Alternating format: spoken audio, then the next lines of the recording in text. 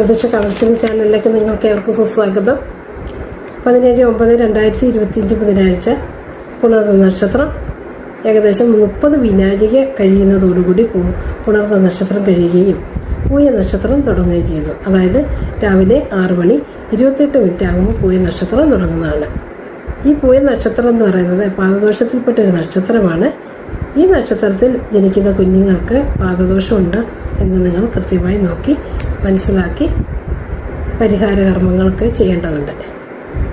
Okay, ഇന്നത്തെ നക്ഷത്രം മനസ്സിലായല്ലോ. ജ്യോതിഷ കൗൺസിലിംഗ് ചാനലിലേക്ക് നിങ്ങൾക്ക് ഏവർക്കും സുസ്വാഗതം.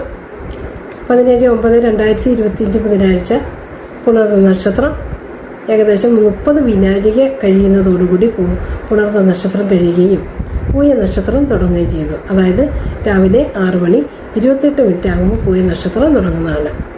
ഈ പൂയ നക്ഷത്രം എന്ന് പറയുന്നത് പാദദോഷത്തിൽപ്പെട്ട ഒരു നക്ഷത്രമാണ്. ഈ നക്ഷത്രത്തിൽ ജനിക്കുന്ന കുഞ്ഞുങ്ങൾക്ക് പാദദോഷമുണ്ട് എന്ന് നിങ്ങൾ കൃത്യമായി നോക്കി മനസ്സിലാക്കി പരിഹാര കർമ്മങ്ങൾക്ക് ചെയ്യേണ്ടതുണ്ട്. ഓക്കെ, ഇന്നത്തെ നക്ഷത്രം മനസ്സിലായല്ലോ.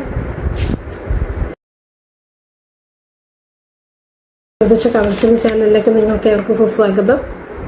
17/9/2025 ബുധനാഴ്ച പുണർന്ന നക്ഷത്രം ഏകദേശം 30 വിനാഴിക കഴിയുന്നതോടുകൂടി പുണർന്ന നക്ഷത്രം കഴിയുകയും പൂയ നക്ഷത്രം തുടങ്ങുകയും ചെയ്തു. അതായത് രാവിലെ 6:28 ആകുമ്പോൾ പൂയ നക്ഷത്രം തുടങ്ങുന്നതാണ്. ഈ പൂയ നക്ഷത്രം എന്ന് പറയുന്നത് പാദദോഷത്തിൽപ്പെട്ട ഒരു നക്ഷത്രമാണ്. ഈ നക്ഷത്രത്തിൽ ജനിക്കുന്ന കുഞ്ഞുങ്ങൾക്ക് പാദദോഷമുണ്ട് എന്ന് നിങ്ങൾ കൃത്യമായി നോക്കി മനസ്സിലാക്കി പരിഹാര കർമ്മങ്ങൾക്ക് ചെയ്യേണ്ടതുണ്ട്. ഓക്കെ, ഇന്നത്തെ നക്ഷത്രം മനസ്സിലായല്ലോ. ജ്യോതിഷ കൗൺസിലിംഗ് ചാനലിലേക്ക് നിങ്ങൾക്ക് ഏവർക്കും സുസ്വാഗതം.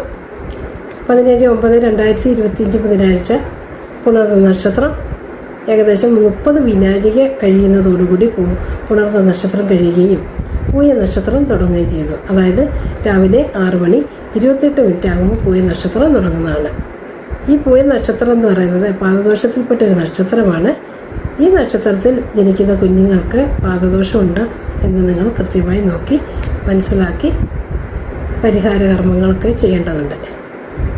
ഓക്കെ, ഇന്നത്തെ നക്ഷത്രം മനസ്സിലായല്ലോ.